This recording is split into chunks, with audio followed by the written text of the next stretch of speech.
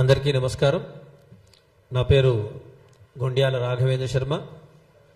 పాలమూరు బ్రాహ్మణ సేవా సమితి ప్రతినిధిగా మరియు బాస్ ప్రతినిధిగా ఇక్కడ మాట్లాడుతూ ఉన్నాను. గత 3 రోజుల క్రితం పెద్దలు మందకృష్ణ మాదిగ గారు చేసినటువంటి వ్యాఖ్యలు బ్రాహ్మణ సమాజాన్నే కాదు, హిందూ సమాజాన్ని కూడా తీవ్రంగా బాధించాయి. పెద్దలు ఇంతకుముందు చెప్పినట్టుగా మీరు అవగాహన లోపంతోనే ఇటువంటి మాటలు మాట్లాడారు. తప్పకుండా ఈ మాటలు మీరు వెనక్కి తీసుకోవాలని బ్రాహ్మణ సమాజం అంతా కూడా డిమాండ్ చేస్తూ ఉంది.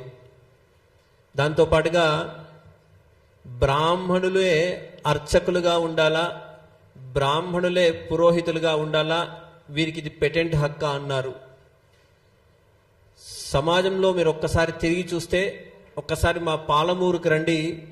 పాలమూరులో ఉన్నటువంటి సుప్రసిద్ధ క్షేత్రాలు మన్యంకొండ, బీచ్పల్లి, కురుమూర్తి, కందూరు ఇట్లాంటి అనేక క్షేత్రాల్లో బ్రాహ్మణేతరులే అర్చకులుగా ఉన్నారు. ఇది నేను చెప్పే మాటలు కాదుగా, చక్కగా మీకు గవర్నమెంట్ కూడా, మీకు ప్రభుత్వం కూడా మీకు ఆ తగినటువంటి సమాచారం ఇస్తుంది. దయచేసి ఇట్లాంటి మాటలు మాట్లాడేటప్పుడు దాంతోపాటుగా ఇంకొక మాట మీరు మాట్లాడారు. సనాతన ధర్మమే గొప్పదే అయితే ప్రపంచమంతా ఎందుకు వ్యాపించలేదు, క్రిస్టియన్ లాగా ముస్లిమ్స్ లాగా ఎందుకు వ్యాపించలేదు అని మీరు ప్రశ్నించారు. ఎస్, సనాతన ధర్మం గొప్పది కాబట్టే వ్యాపించలేదు.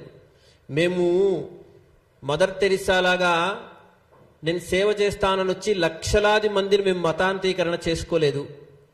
మేము ఇతర మతాల్లాగా బెదిరించో ఇంకో రకంగా చేసో మనం చూసాం. వెనకటి నుంచి ఎంతో మంది తురస్క రాజులు బ్రాహ్మణ జాతిని నిర్వీర్యం చెయ్యాలి అని ఇప్పటికీ మేవాడ్ లాంటి ప్రాంతంలో బ్రాహ్మణులు ఊచకోత కోస్తే ఇప్పటికీ అక్కడ మేవాడ్ ప్రాంతంలో దీపావళి జరుపుకోరు. కాశ్మీర్ పండితుల సంగతి ఏంటి? ఇట్లాంటి అనేకమైనటువంటి బ్రాహ్మణ సమాజం దేశం కొరకు, ధర్మం కొరకు ఎంతో త్యాగం చేసింది.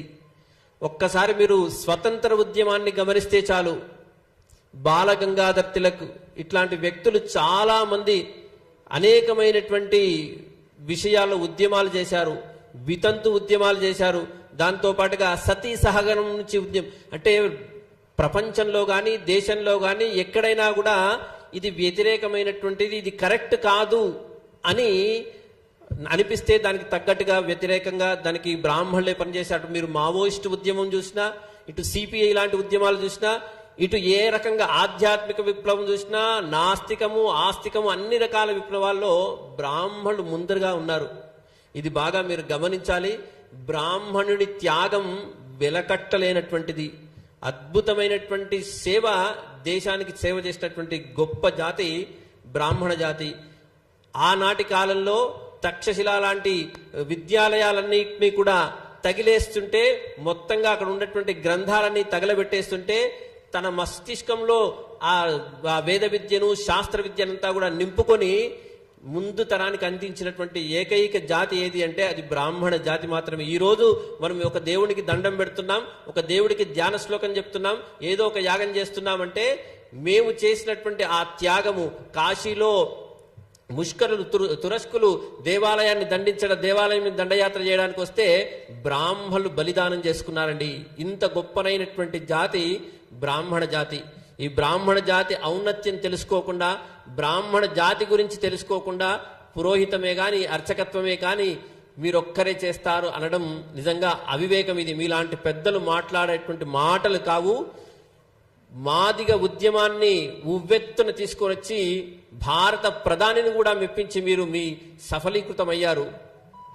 ఆ కోణంలో ఈరోజు తప్పకుండా ఈ సమాజం నుంచి, ఈ వేదిక నుంచి మేము మీకు డిమాండ్ చేస్తా ఉంది ఏంటంటే, ఎస్, పురోహితులుగా అర్చకులుగా బ్రాహ్మణులకు పేటెంట్ హక్కు కావాలని మీరు మాతో పాటు ఉద్యమం చేసేందుకు ముందరికి రావాల్సిందిగా ఈ సందర్భంగా మేము మిమ్మల్ని స్వాగతిస్తా ఉన్నాం. మీరు ఎందుకంటే చిన్న పిల్లలకు గుండె వైద్యం గురించి ప్రయత్నం చేశారు, మాదిగల గురించి ప్రయత్నం చేశారు, ఇంకా అనేకమైనటువంటి సామాజిక కోణాల్లో మీరంతా గొప్పనైనటువంటి కృషి చేశారు.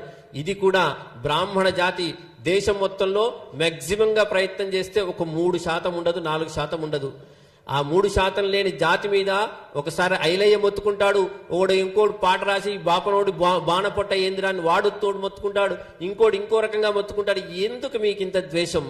బ్రాహ్మడు సర్వే జనా సుఖినో భవంతు అనే మాట్లాడాడు తప్పించి ఏ రోజున ఎవరిని హింసించలేదు, కించపరచలేదు. కాబట్టి దయచేసి ఈ వేదికగా మేమందరం కూడా మిమ్మల్ని కోరుతా ఉన్నాం, బేషరతుగా మీ వ్యాఖ్యల్ని వెనక్కి తీసుకోండి.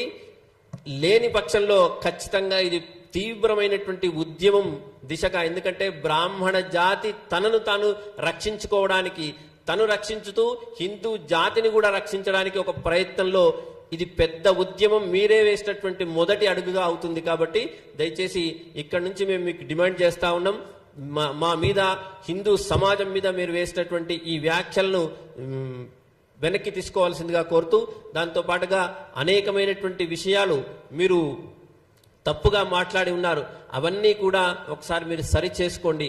బ్రాహ్మణ జాతి ఔన్నత్యం చాలా గొప్పది. ఈరోజు రిజర్వేషన్ల పుణ్యమా అని ఎంతమంది పిల్లలు మేము చదువుకొని మాకు మార్కులు రాక, మాకు ఉద్యోగాలు రాక, మేము చదువుకోలేక చచ్చిపోతున్న పిల్లల్ని మేము కన్నులారా చూస్తా ఉన్నాం.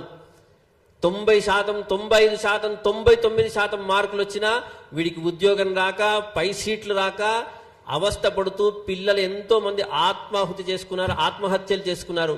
వాళ్ళందరికీ ఎవరు మూల్యం చెల్లించాలి? కాబట్టి దయచేసి ఈ ప్రయత్నంలో మీరందరూ కూడా తప్పకుండా మీ వ్యాఖ్యలు వెనక్కి తీసుకుంటారని కోరుతూ స్వస్తి.